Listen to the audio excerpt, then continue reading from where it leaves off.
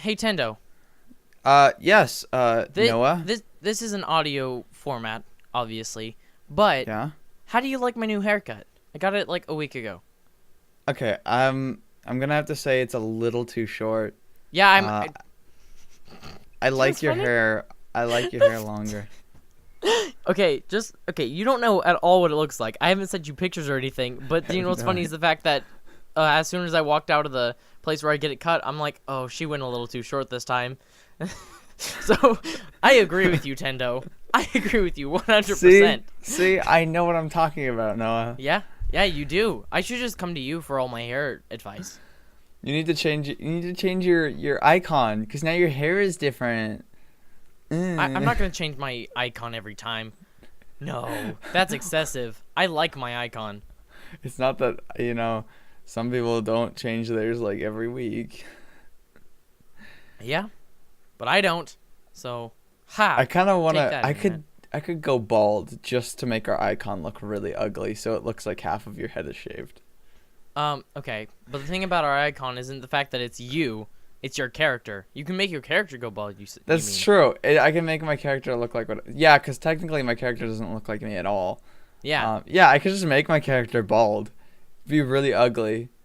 Um, maybe. It's like Neo Actually, from The Matrix. if you go into Blender and you take out the hair, the forehead and top of head shape is like completely incorrect. It's really gross and like egg-like. So maybe I won't do that. Maybe you should do that. Maybe that could be our new mascot. It's just an egg-shaped Tendo. It should be excellent. It will be excellent. First topic is like minor physical not okay. I was gonna say disabilities, but it's not really a disability because it doesn't debilitate you in any way. So I don't know, like disorders, but that's I don't know. I can't think of a word. Things that are like different about your body, but not necessarily negative. So first thing that comes to my mind, like double jointedness. Like if you're double jointed, you can twist different joints in the different directions than they're supposed to be. And a lot of Right. people are double jointed in different places. So my first question is, do you have anything like that? Yes, I do. Actually, I was born with a brain that's 1.5 times larger. I'm joking. My No, gosh, that's why you're so much smarter. that's a bad joke. Um, no, my feet, my feet are a lot flatter than a lot of people's, so I have to not flatter. They arch in a different place, so I wear like special insoles. But like 1 in 4 people, have that. Just a lot of people don't do anything about it because it doesn't cause them that much discomfort. But like if I walk for a really long time in dress shoes, I'll get bad cramps. But like I, I'm trying to think of anything else that I could consider. Um, Can you shake your eyes? Because I know some people who can do that. And shake it's, my. yeah. I can wiggle my ears. Oh, I can do that too. I can make a clucking noise with my throat without using my What? tongue. Oh my gosh, I want to hear this. It's not really a cluck, No, but not really. It kind of it, sounds like you're just drinking I really don't know what to fast. call it. It sounds like when you drink water, but it's weird because it's like a muscle in the back of my throat. Like it's not my tongue. It feels really weird. Um, Hmm. I I've never had to do that for anyone before, but now it's out on the internet for anyone to know. Yeah, I guess that could be in the Tendo trivia version too. 'Cause that'll God. definitely. It's not going to be a thing. Sorry, guys. But Well, I'm maybe. still thinking. What do you have? Like, Okay. Well, I have this thing in my eye, which if you've seen any of my videos, and I don't look like I'm looking at the camera, that's probably why. It's called Duane syndrome. Duane. I think that's how you spell it. Aha! It is how you spell it. Good. I'm not an haha. idiot. Okay. I'll have the link to rarediseases.org. What? I'm looking at this right now. What? But basically, it's a rare disease. So basically, what happens is if I if you look just with your eyes to the left, both of your eyes move to the left.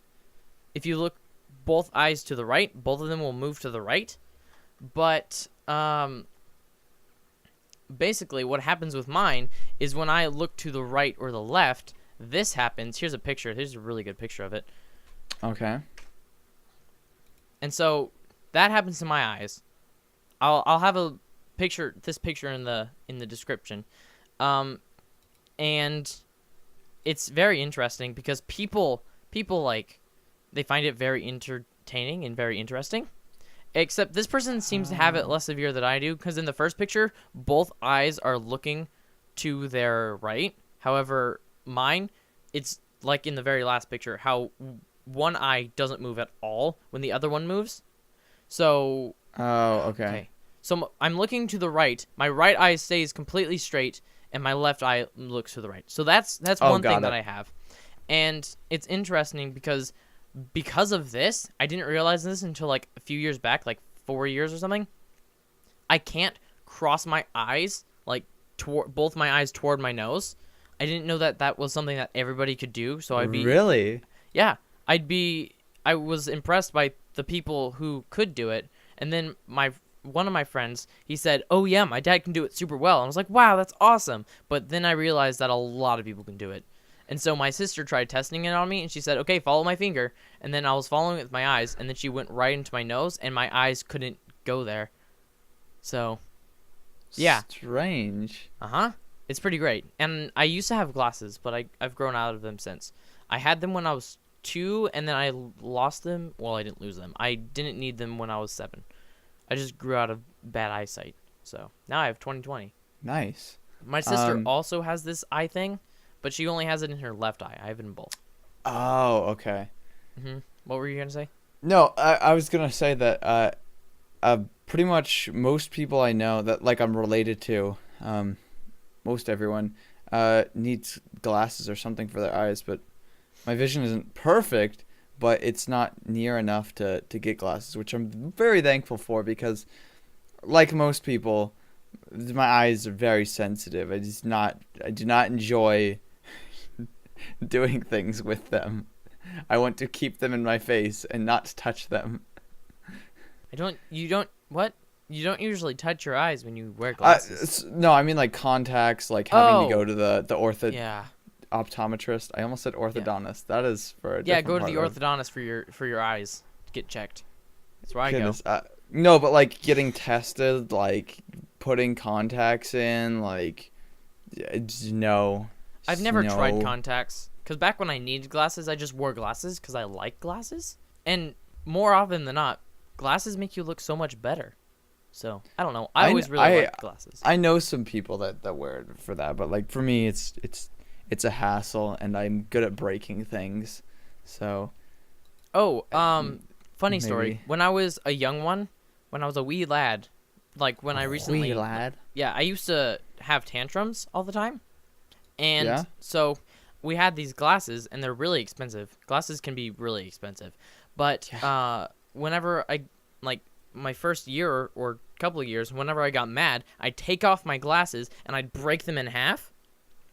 And so I remember getting tantrums and I remember breaking my glasses, but I don't remember what I'm about to tell you. My mother says that when we got new glasses, the middle of them that connects both eyepieces, it bends. So I tried to break it and I got really upset that it wasn't breaking. So I was trying to break it in half, but it wasn't working. So I threw it to the ground and stomped on it. Wow. Yep. I don't do that anymore. Oh. But also, what? You were a warrior. Oh yeah, I was actually just mentally unstable. Just kidding. But there was also times whenever I got angry at people for seemingly no reason, but there were reasons. It's just I was triggered real easily. Anyway, I put myself into timeouts. I still kind of do that now. Whenever I'm like, this is stupid, there's no apparent reason to be fighting over this, I just like stop, take a breath, and like walk away. It's less of like a full-fledged timeout now, but no. That's good practice. Like, yeah. Take yourself away from the situation, calm it down, rational. Isaac come back as a better person, you know. Yeah. But I used to literally put myself in a timeout, as if your mother would put you in a timeout. It's like, go to a timeout, go to your room, you punk, and I don't know. I'm better now, because I'm not a young child, and my brain has developed. But I still sometimes go off the deep end. But sometimes it happens. only sometimes. Yeah, it happens. And my father does it too, so I probably inherited it from him. So, you know, genetics and stuff. I was actually going to talk about that. A lot of the minor disorder stuff we have is like, the reason why it's minor is because, like, you know, genetics are passed down. Yeah. And, like, you know, natural selection, like more desired traits are more likely to be passed down because they survive longer, you know. Exactly. Which is why American males have gotten taller in the last 50 years, which is stupid.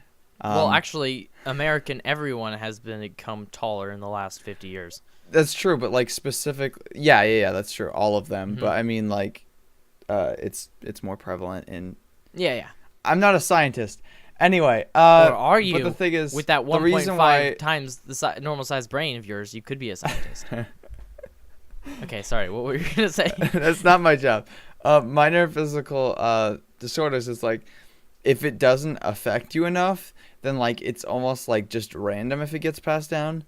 And also, DNA is like really sloppy, so like, you know, DNA isn't exact. It's done to be like quick.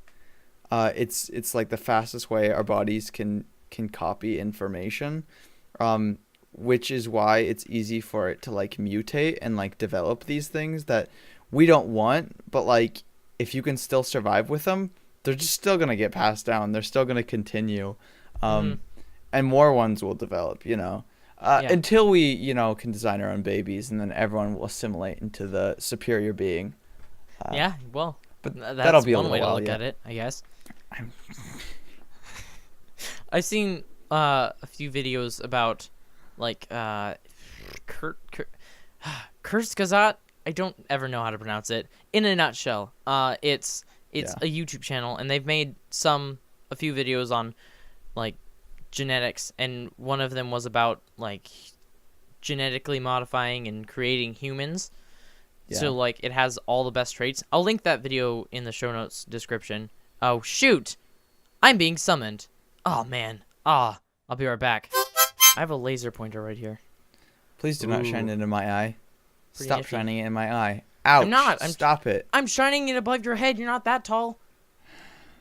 Thanks. Now they know that I'm not that tall. Okay, now it's right in your eye. Ow! I can go blind. Yep, even through Skype. Guys, laser safety, it's important. Okay, so what I wanted to mention about, like, physical things, were just, you know, weird things. My friend has webbed toes. No way. Yeah. Can they swim he really was- well? I don't know. He doesn't really like swimming. He plays soccer very well. But Oh. I don't know. It's weird because it was something that he was, like, embarrassed about. But then once he was barefoot, we were like, dude, that's so awesome. And so, you know, he's learned to embrace it. I can understand how it would be embarrassing, but that's like a superpower. Yeah. As long as Kind it's of. not uncomfortable. It's Like- essentially like Duckman. Is that a thing? I'm going to Google it. Duckman. Duckman is an American sitcom. Did you know that 90% liked this TV show? Wow. When is it from? Oh, the last episode aired on September 6th, 1997. Wow. Who knew? Okay. Yeah, I actually watch that all the time. Wait, like actually? No, I have never heard of it. Neither have I, but you seemed... I don't know. Okay, let's watch an episode of Duckman, and then we'll review that next one. Okay. Do you know what we'll do? Duckman, Season 1, Episode 1. Okay, well, it's on YouTube, so even better. Guys, it will be left in the description, in the show notes description, and we'll discuss it next time. We'll have a very philosophical discussion on Duckman, Season 1, Episode 1. How does that sound? That's great. Okay. Oh man. Okay then. Back to minor disabilities. My friend has these things known as clubbed thumbs. And I don't know if you know what that means, but basically they're thumbs that are really tiny. They're like little. So here's a picture of it. All these pictures will be in the show notes description, or the show description, or the description notes, or the descript notes. I don't know what to call them. So, they're like that. She has them in both thumbs. And did you know that Megan Fox actually has clubbed thumbs? Probably not, but No she does way. apparently. Yeah. So, it's pretty cool too. My friend that has these was also embarrassed about this until we told her that it's super awesome. It was funny because I didn't realize it until she gave me a thumbs up once, and he was just like half the size of a normal thumb. I was like, "What?" So both of these are their thumbs? No. Like, So the picture that I sent you, okay. one of them, the one on the left, is the clubbed thumb, and so that's what both her thumbs look like. So they're like, so they're shorter. Okay. Yeah, they're short little thumbs. Yeah. Huh. Yeah. It's cool though. Okay, so do you have any friends that have things like this? Or like, I also have some double jointed friends. I have friends that can wiggle their ears. We can wiggle our ears, as we've established. I have some friends that can shake their eyes. Do you have any friends that can do things like that? I'm trying to think. I could probably ask around and figure that out. But honestly, no, I can't really think of anything. I mean, of course, there's like physical traits that like are interesting or different, but like not. I wouldn't say anything that's like as much as that is. Fair enough. No, I can't. Wow, you got some interesting people in your life now. Yeah, I do, and I am one of those interesting people. So I'm glad to be me. Lucky. Hey, that ends that segment. Ladies and gentlemen, we have a new segment that we're going to be introducing. We may or may not bring it back later, but we may regret it instantly. We may regret it. It might be a terrible idea, but who knows? The only way to do this is to try. And so what we're going to do is this thing that we're going to be calling 60-second improv story. That sounds stupid when you say it out loud, but okay, that's fine. Whatever. I don't care. So basically what's going to happen, I'm going to have a timer, and we're going to go for 60 seconds. And the co-host of the one that's not telling the story will give the person a... What were the three things? One was a character's name. One was a place? Yes. I don't remember. This was a while ago. So I believe it's the one we agreed on was location, character's name, and gibberish word. Yeah. Gibberish. I like that word a lot. Okay, perfect. Yeah. Location, name, nonsense word. Okay, cool. Do you want to start or like no? Sure. I guess yeah, you can give me 3. Okay, so the name is Dallas. Dallas. Place is Jeff. The place is Jeff. The place is Jeff. The name is Dallas. And the nonsense word is sporkleflub. Here, let me spell that for you. Sounds something straight out of Rick and Morty. Okay. So. Sporkleflub. Sporkleflub. I don't know what it is. All right. Okay. You have 60 seconds on the clock starting now. The scene is set. The sun is low. The air is dry. And the warm desert air leaves goosebumps on Dallas's neck as he leaves the extremely stereotypical tavern of the small western town of Jeff. There's only 4 houses, 4 buildings in Jeff, and each of them is shaped in the letter spelling the word Jeff. And as Dallas walks out, he comes face to face with his sworn enemy, Corporal.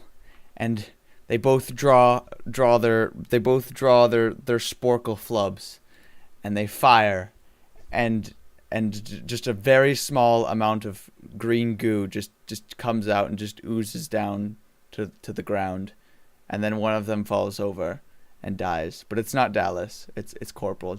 Dallas won the fight of Jeff. He wins the whole town. Jeff is his now.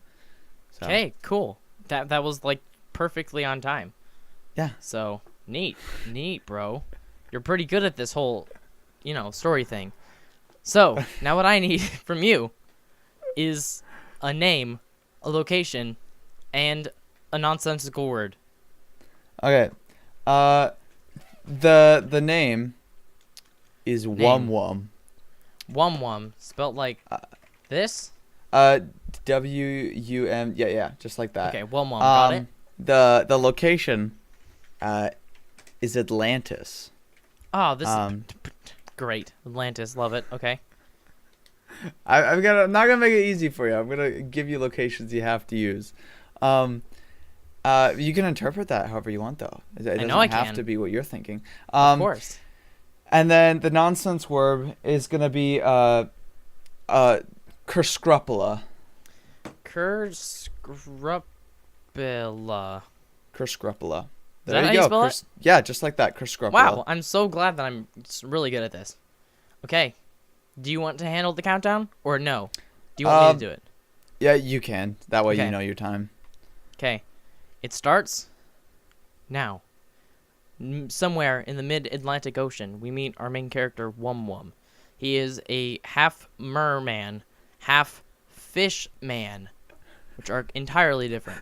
Wum Wum has gotten his nickname of Wum Wum because of the way that when he swims, it makes like a wum wum sound, and it's pretty intimidating.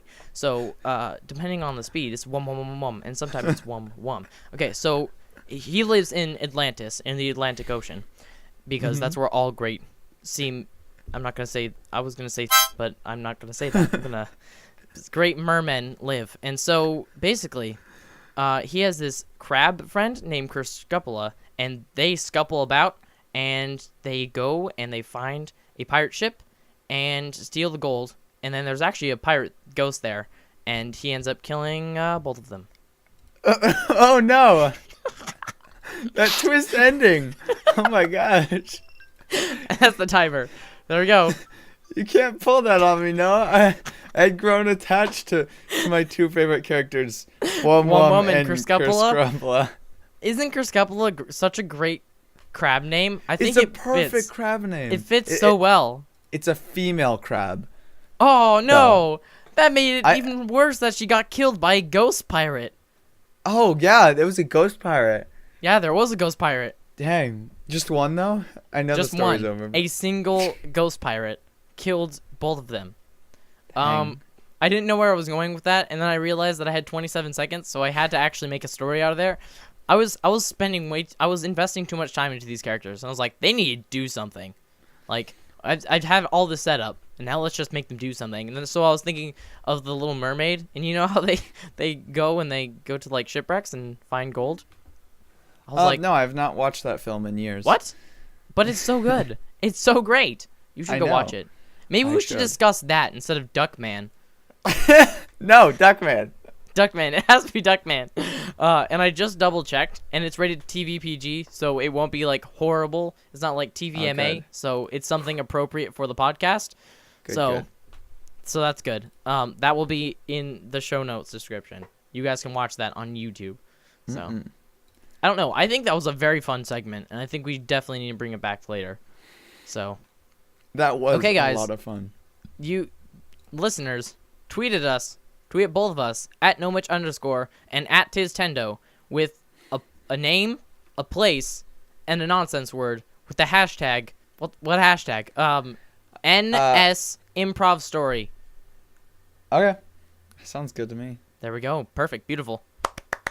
And now we can get it from listener input, and they know we'll go down. I guess if you want, you can put in the comments of this episode, either on Libsyn, on iTunes, anywhere really that you can comment, and even YouTube. So Also, I challenge you to come up with the most difficult setup possible. Try to pigeonhole us into something that's very difficult to come up with a story for.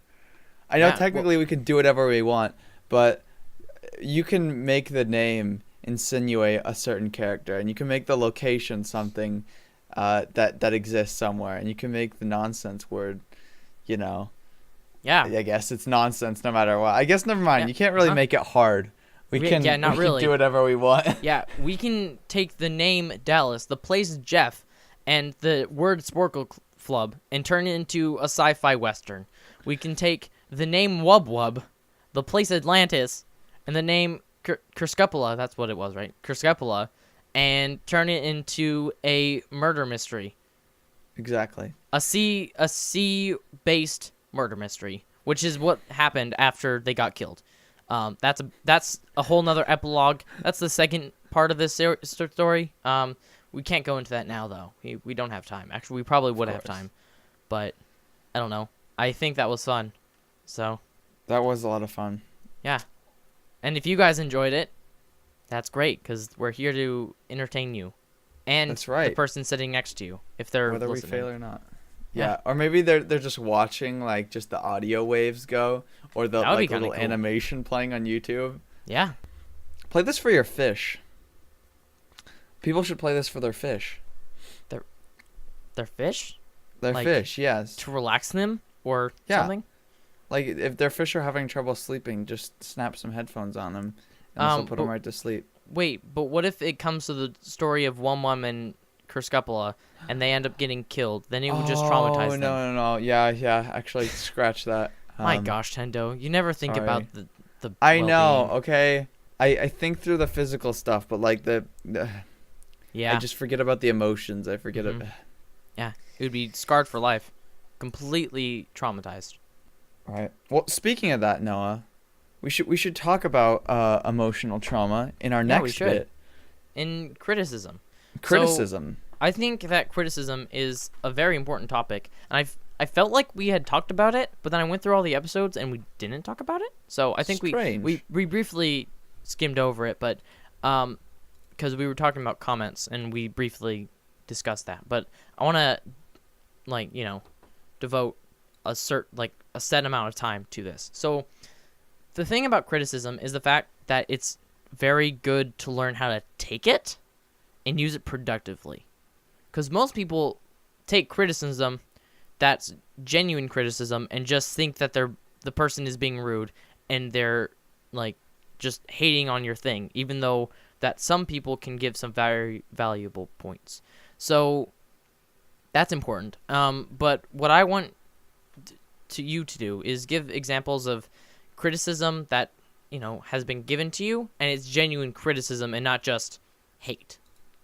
Okay. If you can think of anything. I'm trying to think of examples. I think the best one I got was in my not my newest video, with the exception of the podcast promo, but like my animation bit. Somebody put a comment on the lip syncing, which was horrible. The lip syncing in the video is bad. It's good for a first lip sync. But sure, but like it's not objectively, amazing. Yeah, it's not great. Yeah. So somebody commented on that, and they even suggested like how I could fix it, like, and what the problems might be. And I actually had a little comment chain going with them, talking about that. And then I realized, a lot of times people mistake criticism as hate, and so they see criticism as a bad thing. Mm-hmm. Well, I think there can be the reverse. I can see that never getting criticism is also a bad thing. I think objectively that is a bad thing, and like because then it goes to your it's a good head. thing to get a lot, right? Yeah. Well, okay. I think it's important to get criticism to keep your ego in check. Because if you don't, you're probably gonna think that you're all that in a bag of chips, and it'll go to your head and think you don't ever have to fix anything ever. So, yeah, I do think it's important to know when something is actually good criticism, and I think it's important to get criticism from other people. I would actually argue it maybe not even like an ego thing, but I was thinking, like you don't learn. Like Yeah, there's yeah, that things you too. can learn on your own, but like when it comes to art, uh, it's subjective. So you have to learn how you can make it better for everyone, besides Yeah, just what you can see. yeah. For the people who care about what you do and want to see great things from you. And so Right, if there's right. someone that you know is part of your audience and they give you good advice or give you advice, you should take that and use it somehow. Like Malcolm Spencer. Welcome, Malcolm Spencer. We know you're listening to this. So hi. And people like him who give great, huge paragraphs on, well, not every video, but you know what I mean. But he gives great feedback on, it's less like tips and stuff, but it is good criticism because he's saying this is what I liked and what I didn't like. He gives genuine good feedback. Right. And so, what's the difference between criticism and define criticism? And then I'm also going to define feedback and see what the difference between those are. Okay, so feedback is information about reactions to a product, of course, and then a person or product, a person's performance. And then constructive criticism is highly focused on particular issue or a set of issues.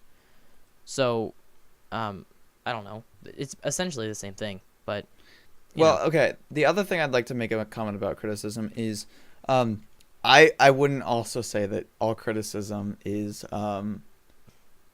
good. is not relevant, but yeah, like good. Like, if you get very little criticism, you can't assume that all of that is good criticism just because it's the only things you have. If you take a look at like Yeah. a movie or a video game, oh gosh, it gets criticized to death.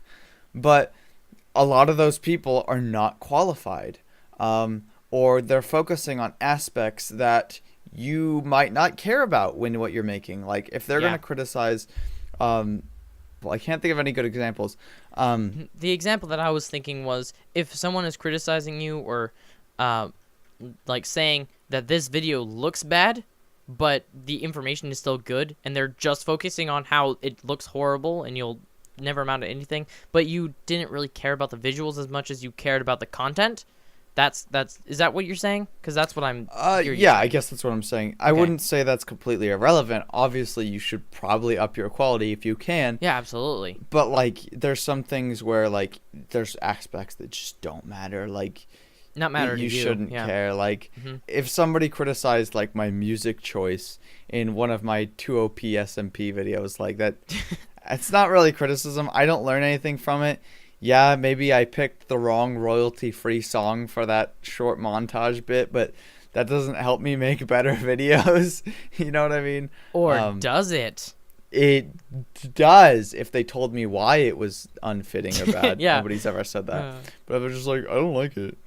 It's like, Yeah. Well, I- the thing I- about music is the fact that a lot of times you can't quite pinpoint why you like or don't like something. It's like with art.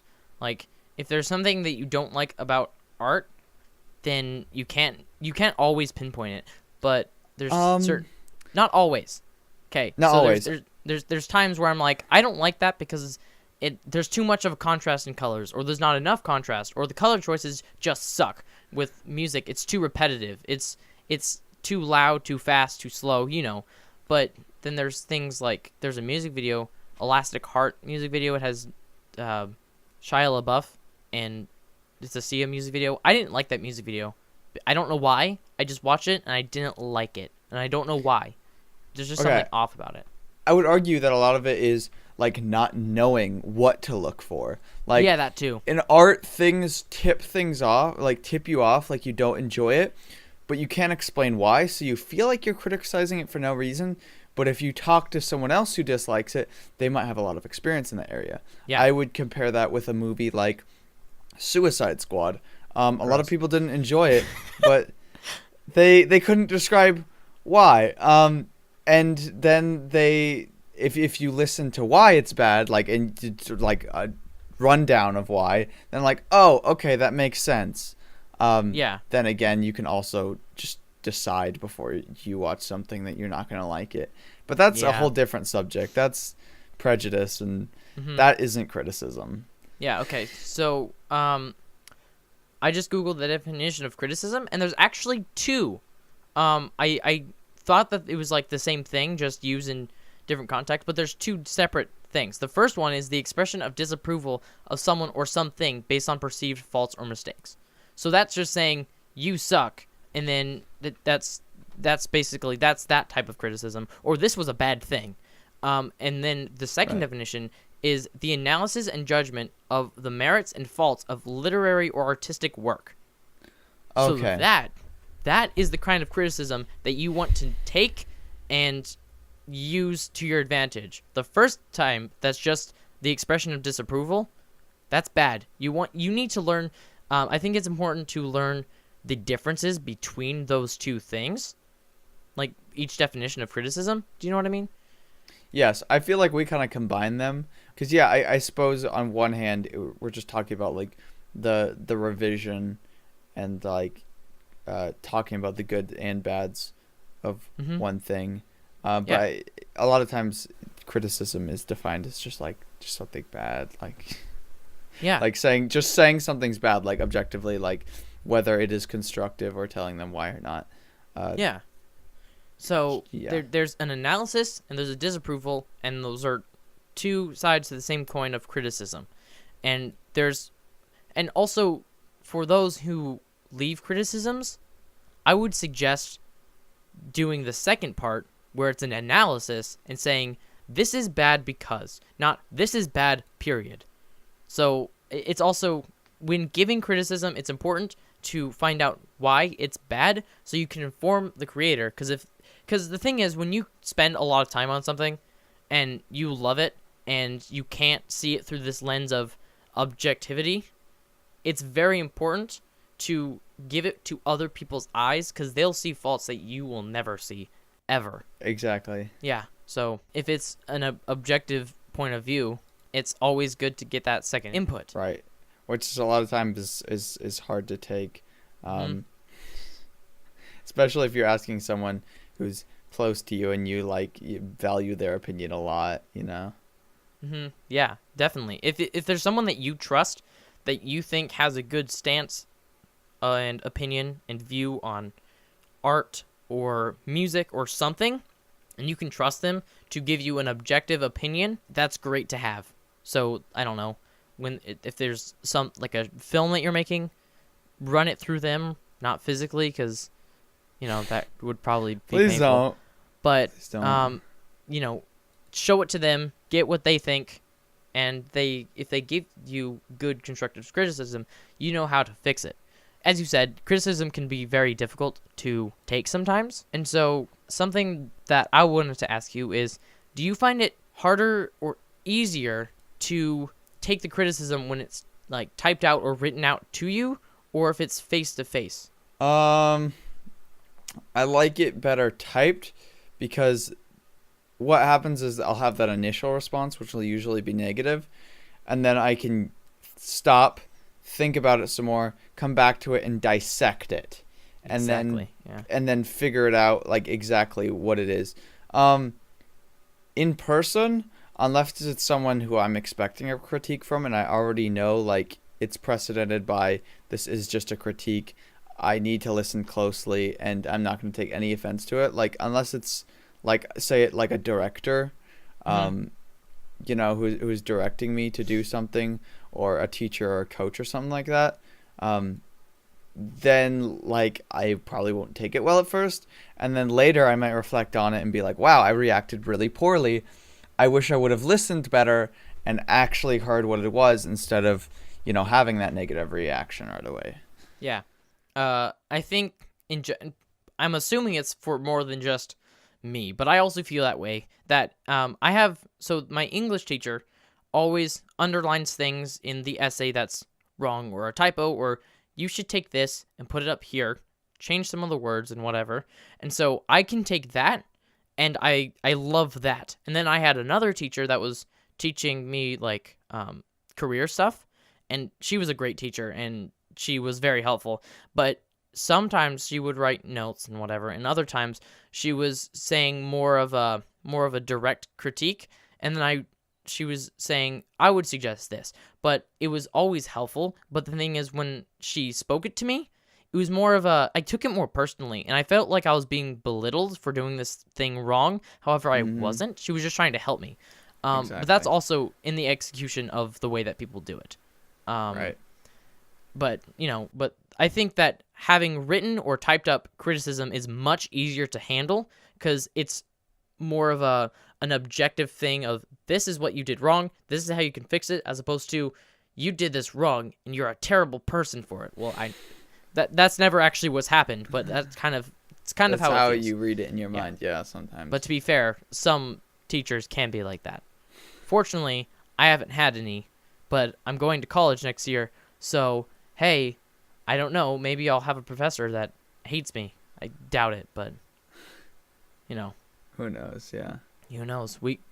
Let's find out. But do you have anything else to say about this? Oh wait, there's dogs barking. One moment. They showed up in a previous recording, and I didn't realize it before. But then I was editing it. I was like, shoot, there's dogs. So yeah, can you hear them? No, I cannot. They're quiet right now. Just listen. Of course, now they're silent. Whatever, it doesn't matter. Can't hear. I'm sorry. Did you hear that? I heard something. Yeah. Oh yeah. There they are, barking. They're running across the thing.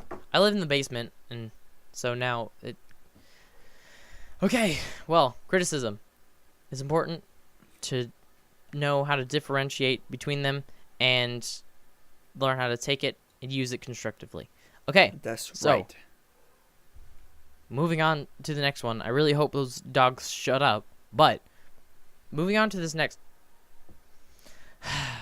Can you not hear it? If you can't hear it, I shouldn't worry. I can't hear it. You shouldn't worry about it.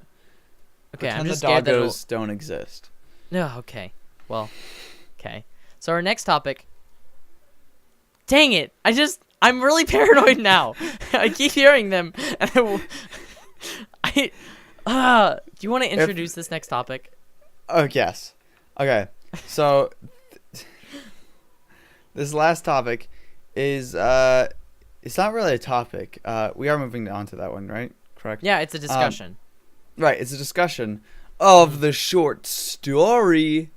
Yes, that which we did episode 9, 3 episodes ago. This is episode 12. Look at that. Sweet. Right. So we're back, better than ever. It's The Secret Life of Walter Mitty.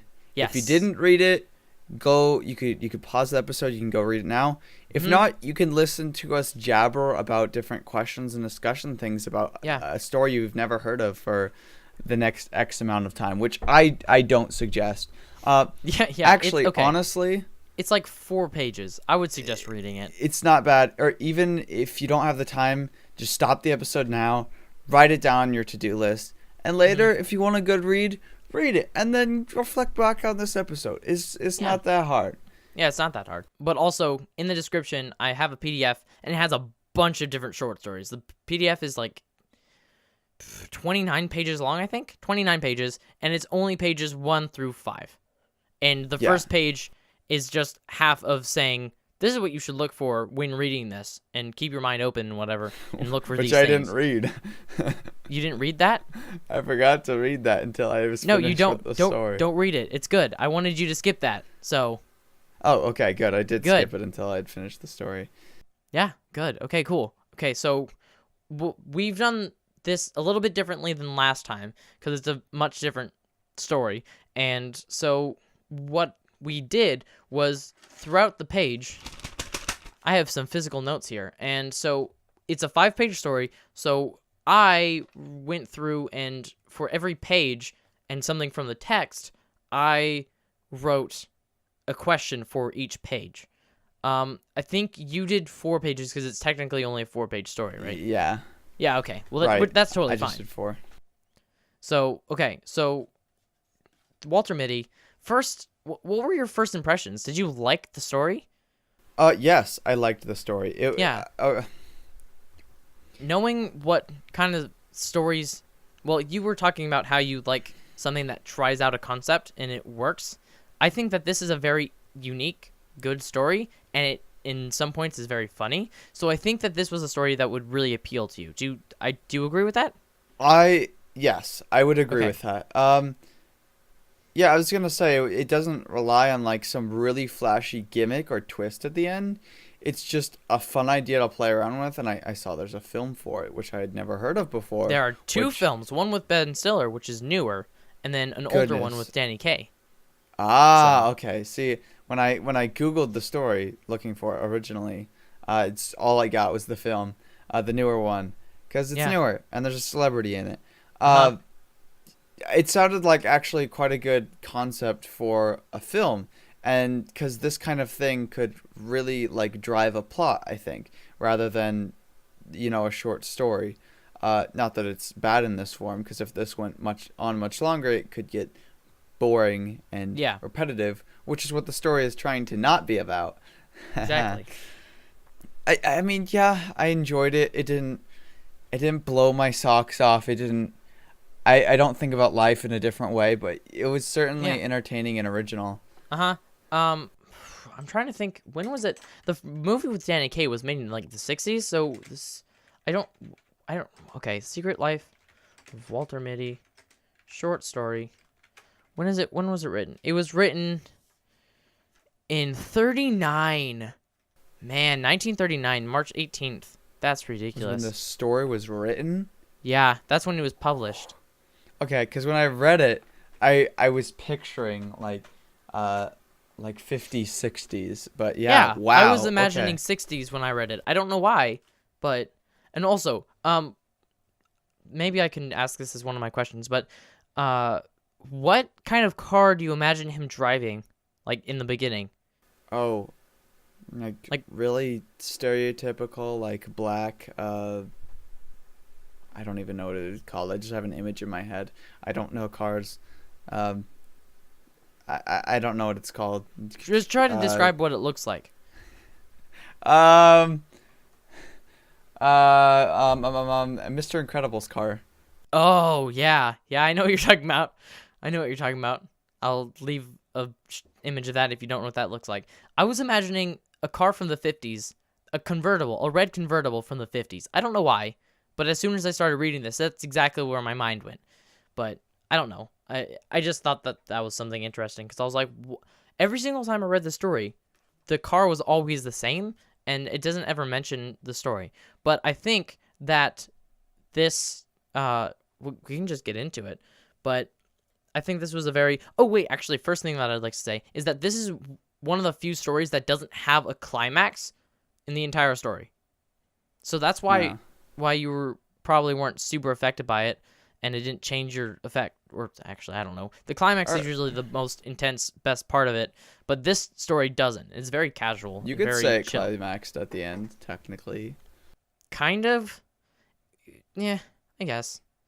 Okay, so my first question is, how did you react to the sudden change in scene from the ship captain to the car driver? Because you didn't know Um, that was gonna come, no, and I so didn't. yeah,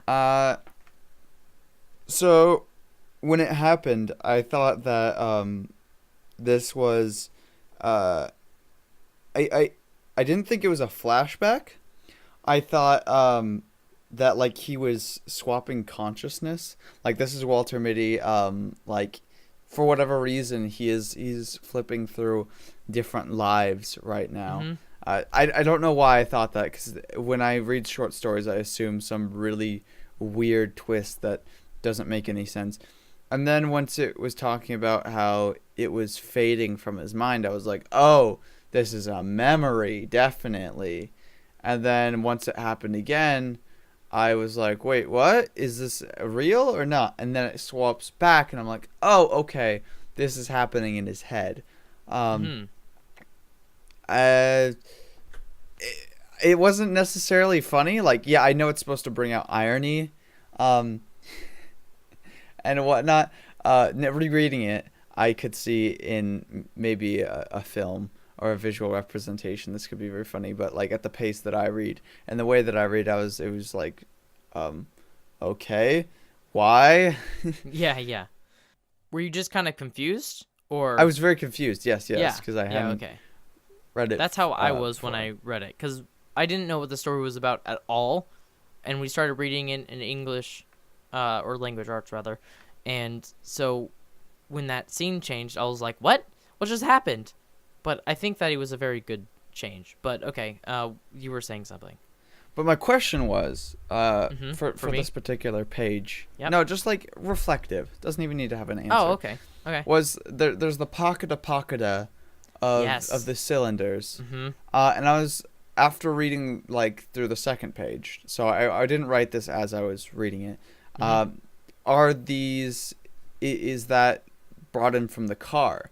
Like, is the sound of the car, causing his daydream to, hear those sounds in the 8-engined Navy hydroplane? Because then later in another daydream, it's the same sound. And then the other question is, does he have a specific set of daydreams that he goes to? Does he have like 3 or 4 stories that he jumps to that he's comfortable with? That. Or are all of them inspired by his surroundings? Because later in the story, we I think see we're that he getting drives. ahead of ourselves right now. Right. But in order to answer this question, I Okay. wanted to bring this. He sees things, and I want to ask: is it inspired all by things happening in his life? Like, does he just see things and that triggers it? I don't know. Yeah. Okay. So, I really like the pocketa. What is it? Okay, what is it called when it's the word that it is. So like the Onomatopoeia? word. Yeah, onomatopoeia. That's what it is. So I think the word pocketa, it makes a really good sound. It's not really onomatopoeia exactly, but you can imagine the motor going pocketa. Like, yeah. So I don't know. I really like that sound, but It is. yeah, and it's very well written in the way that it sounds. So I don't know. I really like that scene. I just like this whole story, honestly. But yeah, so that's page 1, I guess. And then page 2, my question for the page 2 was, why do you think that he slips into these fantasies where he's a heroic figure? If you didn't realize that before. Okay. Well, my question jumps right into that. It's almost an answer to yours. Look at that. Does Walter Mitty enjoy his life? Are his daydreams his only escape? Is there like nothing else to his life? Like, and this is just like, not a last resort, but like this is how he gets through, is by daydreaming. Yeah, I think that is very true. And based on how his wife treats him and how everybody else seems to treat him as if he's a child, if you didn't realize that, with how his wife is saying, like, don't forget you're buying those overshoes, wear your gloves, mister. It's very treating him as if he's a child, and so this is the only way where he can actually feel like he has worth. And I think that's why it's called The Secret Life of Walter Mitty, because it's the world that he creates in his head where he's always the hero or always the really cool boss guy, and nobody else has come close, and nobody else knows about the secret world that he's created. Well, and the thing is, he doesn't like fight back against the real world, Yeah. So the question is, has he given up in that, or is he just so noble in his daydreaming? He defends it, and like he isn't offended when somebody makes fun of him or comments on it, or is he just enjoy living the daydream more than real life? So to him, it doesn't matter trying to defend himself. Yeah, those are all really good questions. Yeah, I think that he's probably had this his entire life. If there's some mental thing that he has where he is younger because of that, or if he just chooses to be younger, or I think he's just numbed down and beaten down. And when I read this story, I just imagine this wimpy guy who wants a better life, and I think when I imagine the story, I imagine a lot of gray and a lot of boringness, and that he can't do anything about it. However, when he's into this world, he can. So I think that is very true, and those are good questions that I'm glad that you brought up. Right. So, yeah. And if you have any questions, viewer, you should leave them in whatever medium you can, depending on how you're listening. Exactly. Leave them in the comments in any medium. Don't tweet at us though, because don't. Only with your suggestions for the story thing. You're not allowed to tweet. We will block you. We'll block you. Yeah, if you tweet at us, we will block you. On No, only if they tweet questions. If they tweet questions about Walter and Mitty, we will block them. Anything else, it's fine. Yeah. Okay, so page 3, that was when it's like at the end of page 2 and at the beginning of page 3. It was when he was in court, and he was like, "Oh man, I could do this with my left hand from 300 feet away because I'm just that good." Which nowadays, that's actually not very far away at all. But this was in the 30s, so guns probably had much smaller ranges, and less stability. But do you know much about guns, Tendo? Let me say that. No, Okay. I don't. So when reading this story, did you realize that in the name of him that he had was the Webley Vickers 50.80 or whatever? I'm reading this right now. Yeah. Did you realize that's not a real gun? It's not? It's not. It's not a real gun. It's completely fictitious, and he made it up. I was another question I had. I didn't write it down, but none of these are probably pulled from any actual experience. So most of it he's making up. Yes. Which, the way the story is written, it's as exciting as it is in his head. But in reality, this doesn't exist. None of this works the way it is. You know? I think my favorite scene of this isn't a question, but what was your favorite scene that he slipped into? Mine was the court, because he was like, "I'm this awesome gunslinger guy," and then like at the end, this attractive woman slips into his arms, because of course he's attractive, because he's all that in a bag of chips. And I love that scene so much, so because it's so comical, because he puts himself so high up. It's great. So which daydream do you think is your favorite? I'm gonna have to say like the war one, the very last one. Because he doesn't just paint himself as like everyone loves him and he's the best, but like he also paints himself as like this hero that like everybody respects, and he's doing something for the greater good. You know, it's And I'd like to point out right now that this was being written just as World War II was in effect and / starting. Yeah. Dang. Yeah. Okay. So imagine him in World War II, which is the war I imagine him fighting in for some reason. I don't know why, but maybe it was the story. But those weren't my questions for this. The real question is, because of this gun that doesn't exist, have you ever pretended to know something in conversation? In conversation? Yeah. Actually, I'm the worst at that. I'm trying to get better, but I pretend like I know things a lot. Which is why I don't ask a lot of questions. It's because, which I'm starting to now, but like I never realized it for the longest time. But I just pretend that whatever someone's telling me that I already know, and like it's old news or whatever, and it's really annoying. Maybe it's not to them, but like if somebody did that to me, like. Oh, that would tick me off so much, because I want people to be interested. You want people to be interested in what you're talking about, not know it, and you want them to ask questions so you can tell them more. You don't want to have a conversation with somebody who already knows what you're going to say. Yeah, exactly. And so why act like that? So I used to do this a lot more until I realized that I just like, because there's like words that I pretended like I knew what they were talking about, but they didn't. And so a lot of times I was like embarrassed of not knowing what they were talking about. So because I seem like out of the loop and whatever. But then I realized that if these people know what they're talking about and I don't, and I want to have a conversation with them, I just like say, I don't exactly know what that means. And then I always imagine being like embarrassed, and they're like, wow, you don't know what that means? You're such an idiot. But they're always like, oh, you don't? Okay, it means blah, blah, blah. So people react completely differently than I perceive in my head. I perceive they're going to, like, think I'm an idiot or think I'm dumb because of this reason. But in reality, they're going to help you out if they care about you. And so they want you to know and be informed.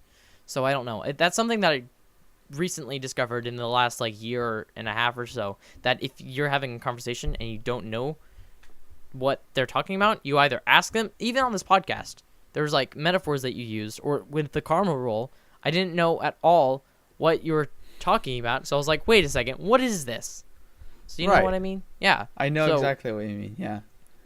that doesn't mean I always do that. I don't always remember that. And sometimes I That's true. still pretend like I know what I'm talking about. But it's not helpful to you or the person that you're talking to. So, yeah, I don't know. So that's a life tip.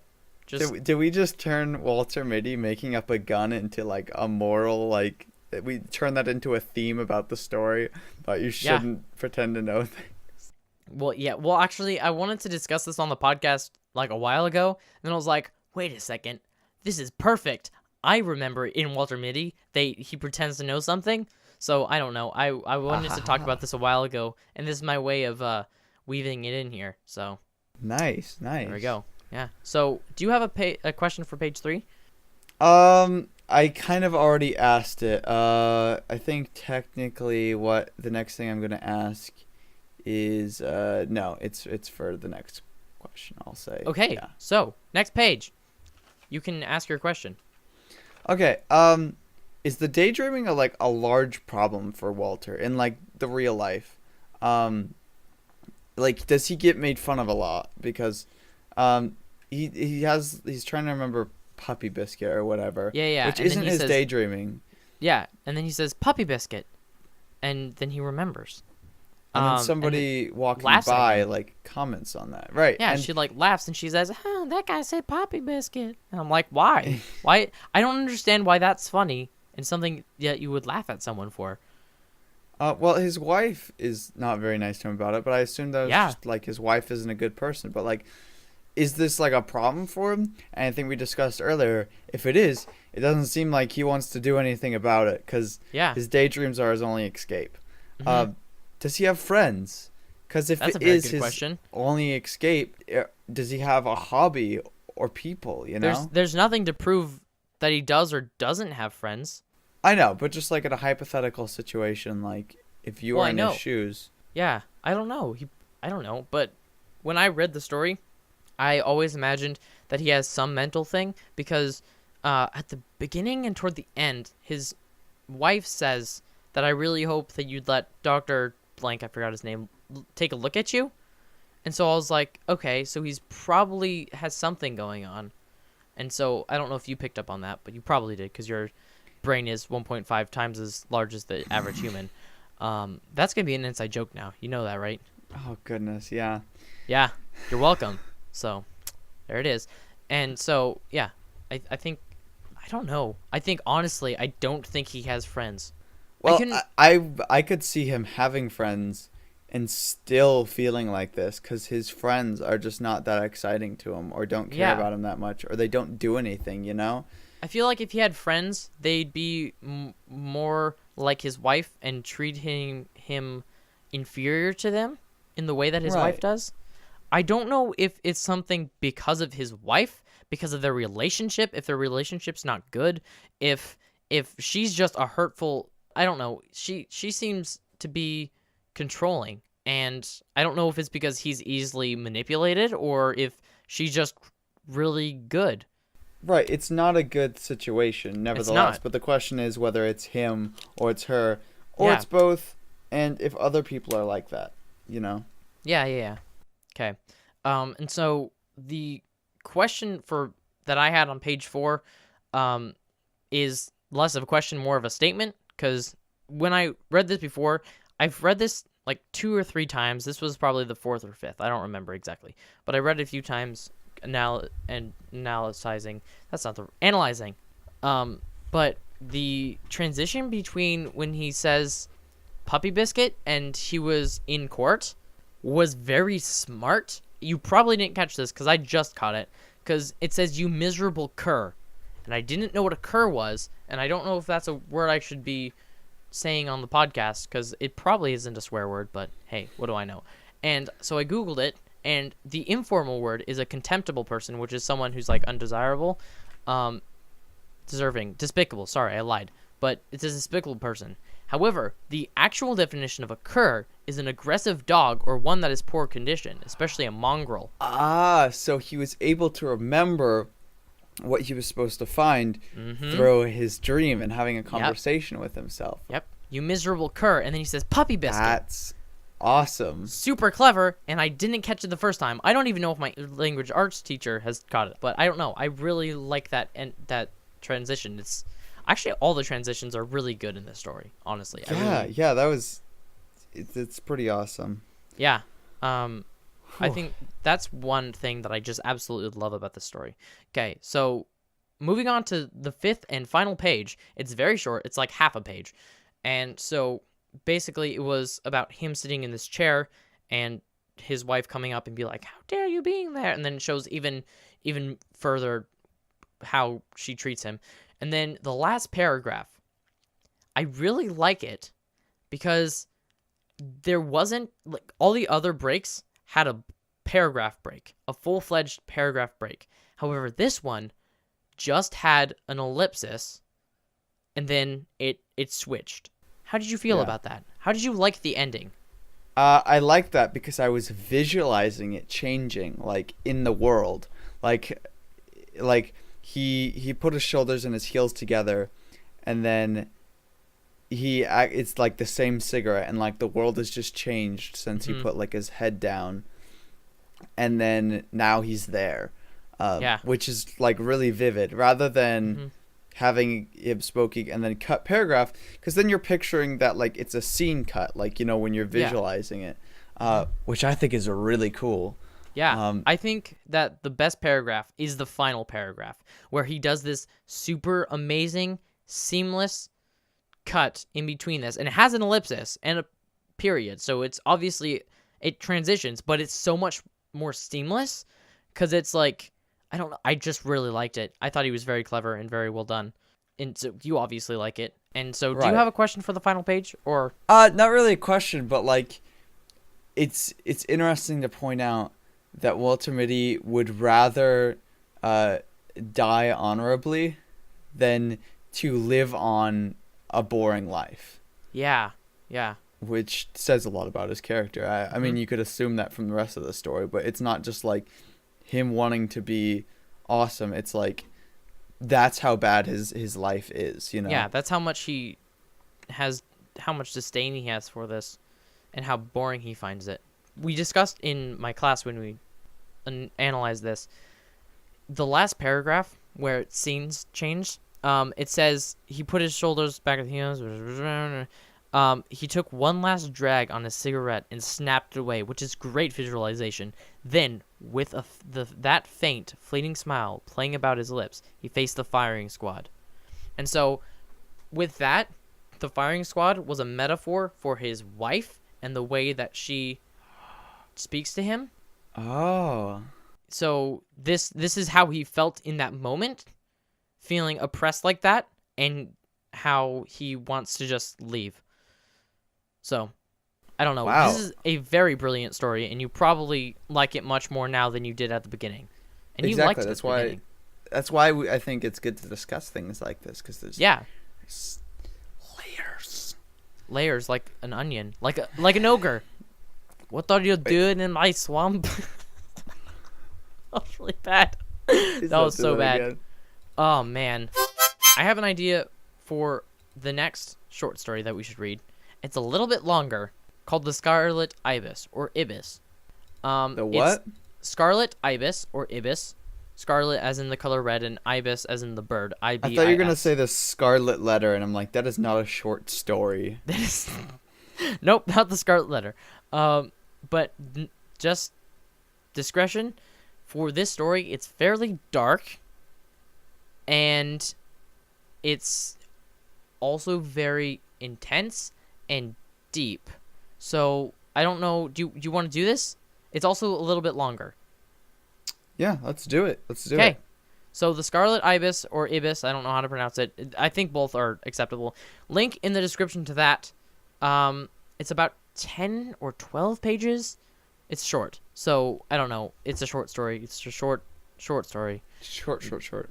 PDF in the show notes description. Go read that before... we'll probably do this in next 3 episodes from now. And I really like having these conversations with you because... we see it through completely different sets of eyes, and our Right. brains think differently because his is 1.5 times larger than mine is. So, Stop. so he has a much more profound outlook. And I think we'll do the question thing, but instead of doing it every page, we'll do it like every 2 pages or something. So, yeah. Yeah, that was pretty awesome. I Yeah. enjoyed that. And then, so speaking of pages and books, we just have one more thing to do on this podcast, which is, hey, what does the Easter Bunny get for a basket? What? 2 points, the same as everybody else. It's a basketball joke. I got it. It's pretty great. I like that one. Yeah. I like that one It's a great. lot. It's a good one. I love that one too, Noah. Yeah, I think it's better if you know, if I liked basketball, and I didn't actually know that a basket was worth 2 points, but You didn't know that. no, I didn't. I know almost nothing about basketball because it just seems kind of boring. But Well, no, it makes sense that you wouldn't. It's interesting. yeah, well, guys, listeners, thank you so much for listening to this podcast. Thank you so much. Malcolm Spencer, was, thank you so much for being our Patreon supporter. We really love you, appreciate it. Malcolm. Yes, we do. And go read The Scarlet Ibis, everyone. I'd suggest starting it now. It won't be until like episode 15. Episode 15, that's when we'll have our next discussion topic. So That's right. enjoy that. See you later.